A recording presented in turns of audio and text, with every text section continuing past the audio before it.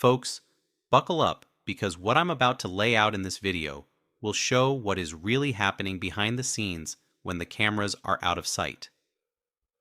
Vusi Matlala, the man who's been locked up waiting for his trial on serious charges of attempted murder and washing dirty money, got shipped off in the dead of night to the country's only Supermax prison. This happened right before Christmas, from a jail in Pretoria to an isolated Supermax prison in Kokstad called Ibongweni.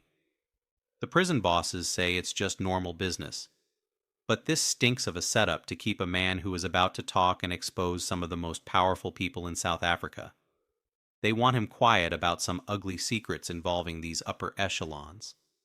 Remember, Matlala has not gone to trial yet and has not been sentenced. The move to take him to a Supermax prison is not adding up. People have had enough of the devious games played by these powerful people who often sacrifice pawns to shield the real kings of corruption, leading to a vicious cycle of the same rot, because the true rotten root remains. Matlala is ready to talk as seen during the ad hoc testimonies. Just watch the following clip and you can see this is a man who is ready to expose it all. I think for the last contract, the thing is regarding this SAPS contract, I do not want to get deeper into that thing because there's an ongoing investigation about that. So I'll prefer not to talk further about the contract of SAPS because I don't want to compromise the investigations or even incriminate myself. But can you confirm that you paid them for your franchise? Yes, I can confirm that. And when you it's in the bank statements as well, which the police have. They took my cell phones and then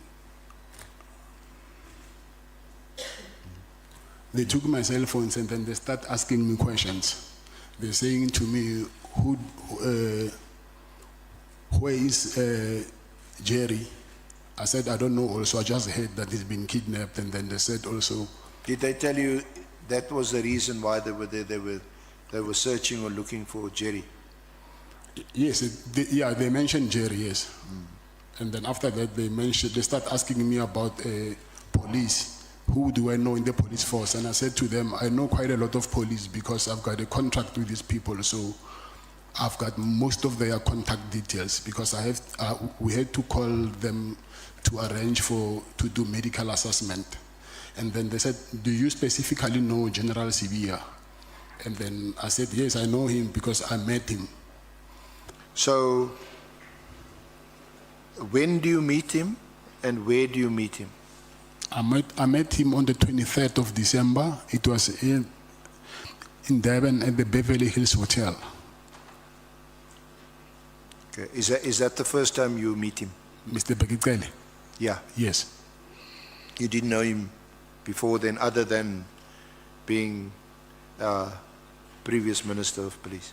No, I just knew him as being the previous police minister.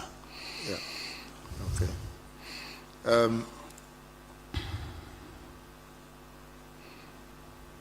And did he give you any indication that he knew about you and what you do and your business interests? This is Minister Tele. You mean while we were speaking? Yeah. Did he say, oh no, I know you, I read about you, I heard about you? Yeah, actually, he knew about my problem and when I was explaining it to him. But he didn't, I think he didn't know the face maybe, but the name and what was happening, he knew about it. Okay.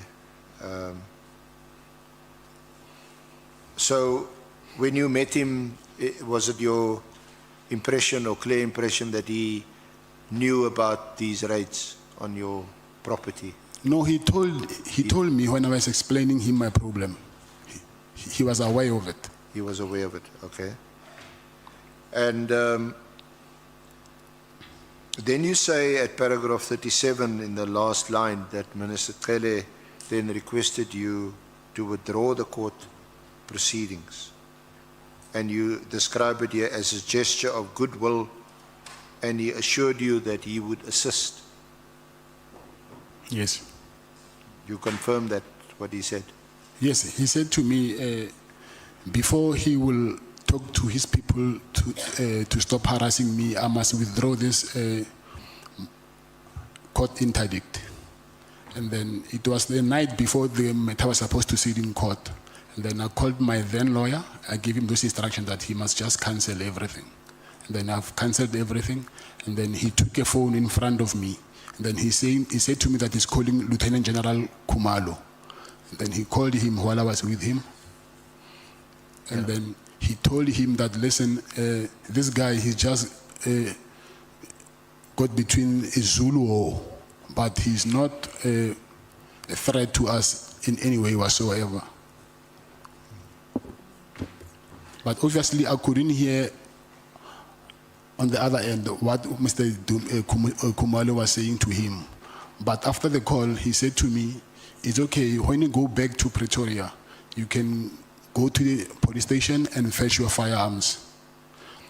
And indeed, when I went back to Pretoria, I went to the police station and they gave back my firearms. 100,000 don't pay. Did you ever pay for that January 8? Yes, I did. How much? I'll say between 150 and 200. I'm not quite sure about it. Did you pay the money to the account given by Mkhotsi? Yes, there's also proof of payments for that. Okay. Ngoni, Yeah, so when you paid this 150,000, was it upon request from Mr. Brown Mkhotsi? I mean, Yeah. so he requested. Yes, but I didn't pay 150 once. It was accommodation, flights. So did he what he wanted the money for? Did he say that, can you give us this assistance for this activity? Yes, he said that. He said for January 8. Yes. Did he mention who was also to benefit from that amount? Yes, he said the minister. So he was asking the money on behalf of the minister. That is how he requested for it. According to him, yes. According to him. Yes. Him and the minister, or the minister only? Say that again? Him and the minister, according to his request, was it for him and the minister or for the minister only? No, it was, from what I understand, the minister sent him to go and ask for donations there and there. Okay. And then I was one of them.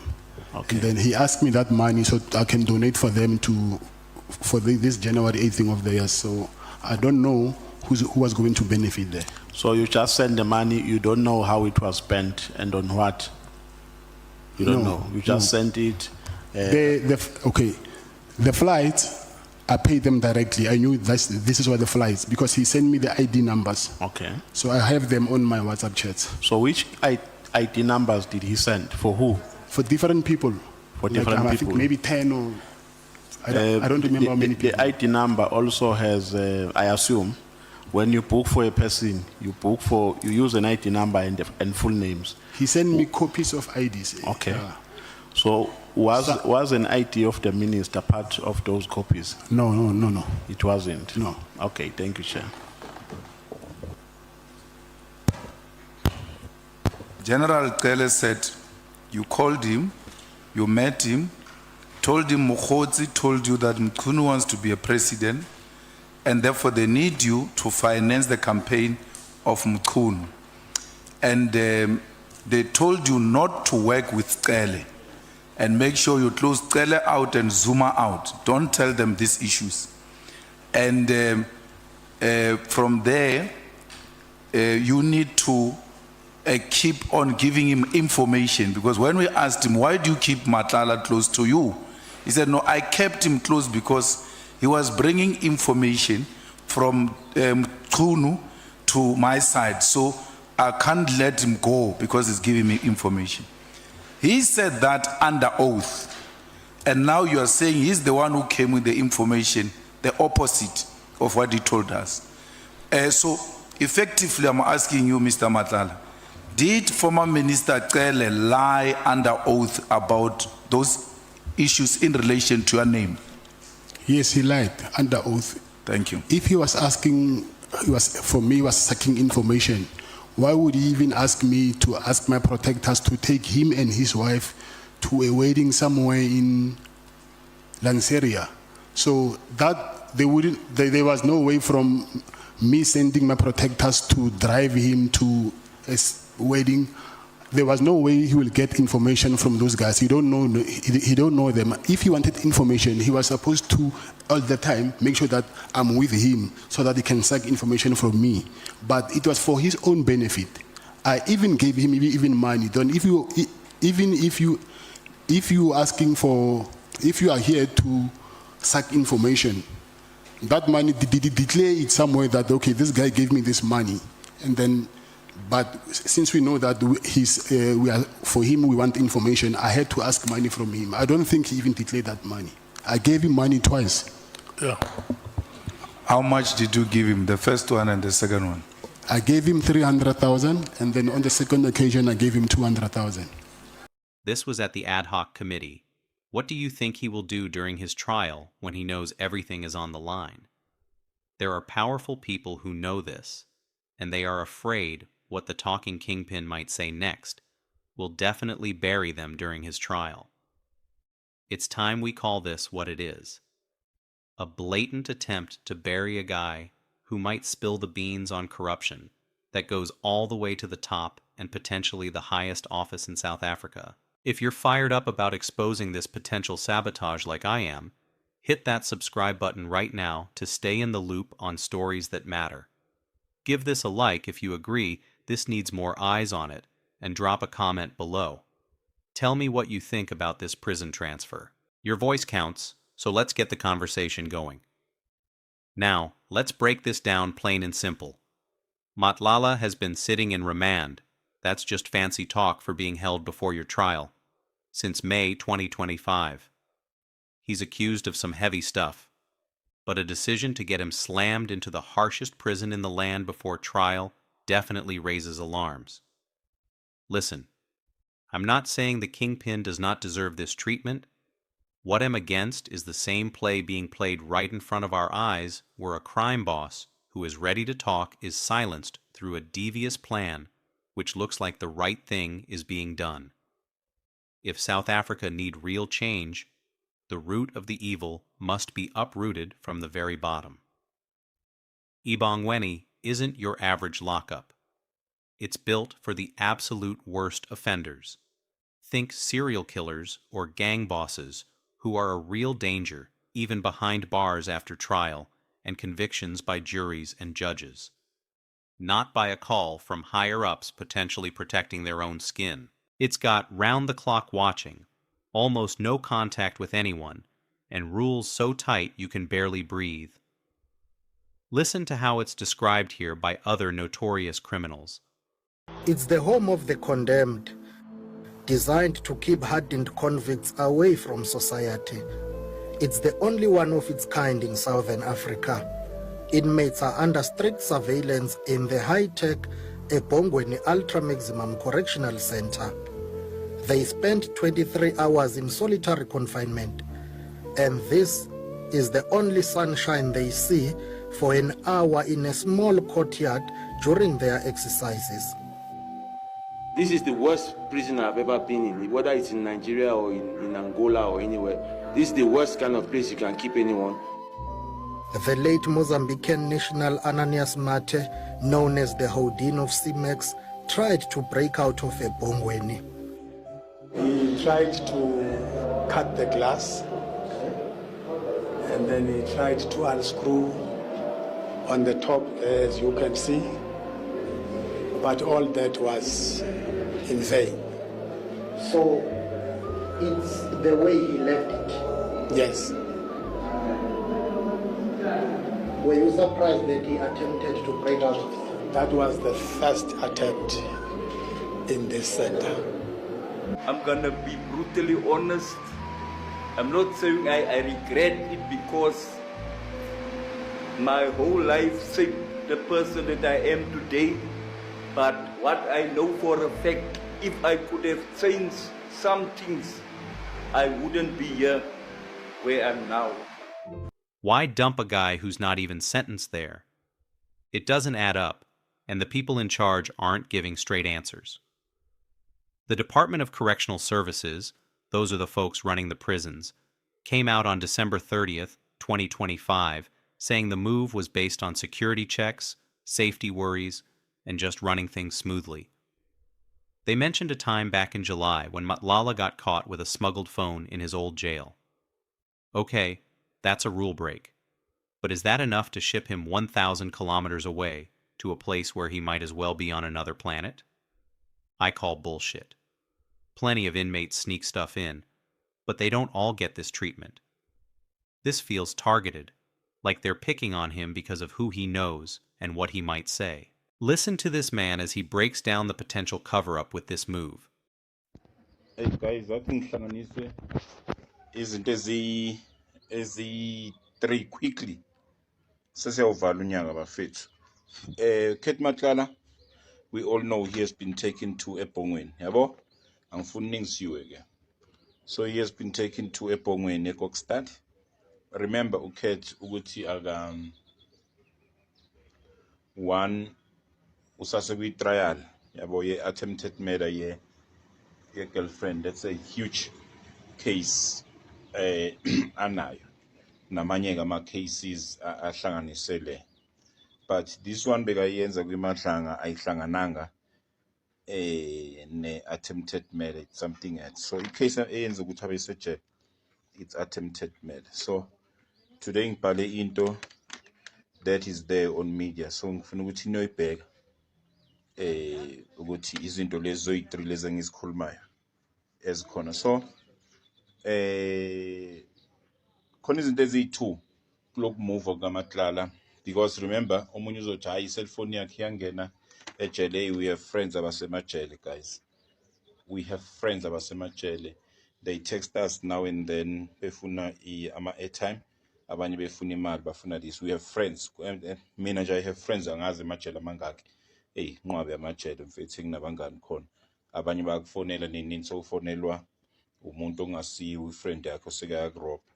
So lento yamafoni emajele akusinto ngathi uyimuvela umuntu, but la ngifuna ukuza khona, guys. Remember uKate Matlala kwi-commission he raised an issue ukuthi i-Medicare lost their bid noma yathathwa back le 360 million, but it was given to Momentum, like we said before. We all know that it was given to Momentum. Maisia Momentum, Maisia we Momentum Group, holdings or group, I can't remember, is CT 1.9 billion. We talked about that. But these are things engifuna ubone mhlambe how critical the matter ka Kate Matlala is, and I wish, I'm praying ukuthi abe safe eKokstad, abuye ephila, abuye alright, because Kokstad is somewhat different from wonke la majele esiwajayele nabafowethu abo Mqongwane, Kanderspend, Westville, New Prison, wonke la majele esiwajayele, abo Sun City and stuff. Niyazi ke bafethu, we all know izinto zamajele singamajita. So that's one issue engifuna uyibambe ekhambeni kaMatlala ukuthi he raised an issue ukuthi okay fine, you guys took 360 million deal away from me, but now yaba yi-1.9 billion, but he was scared ukusho ukuthi yabo bani yama untouchables. Why yabo usuyayibuza ukuthi why he raised the matter and then boom he has to go to Kokstad. Okay, khona into engifuna ukuyifunda la because angifuni ningisuwe. It's written, it's there on media. Remember le 1.9 billion and Momentum, it's being downplayed, and moifuna uyiguglisha uyicheck ayiveli vela yo kumele usebenze moifuna, you must have all the time. It interfihliwe, media has downplayed this thing.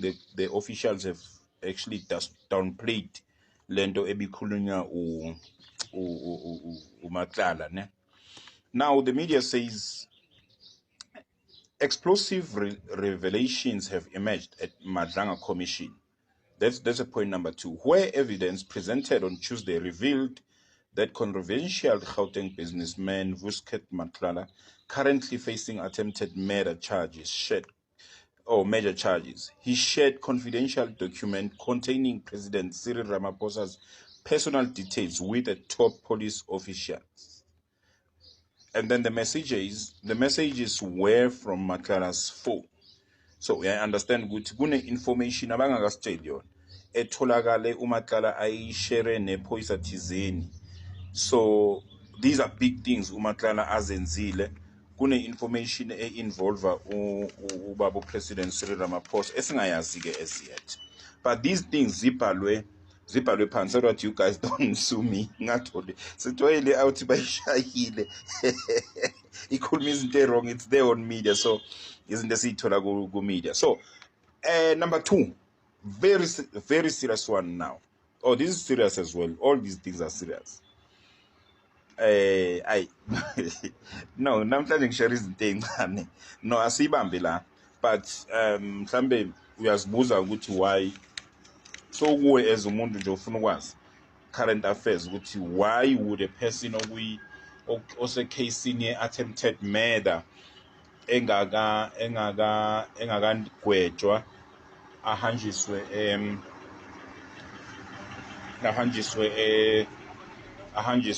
Ebongweni eKokstad.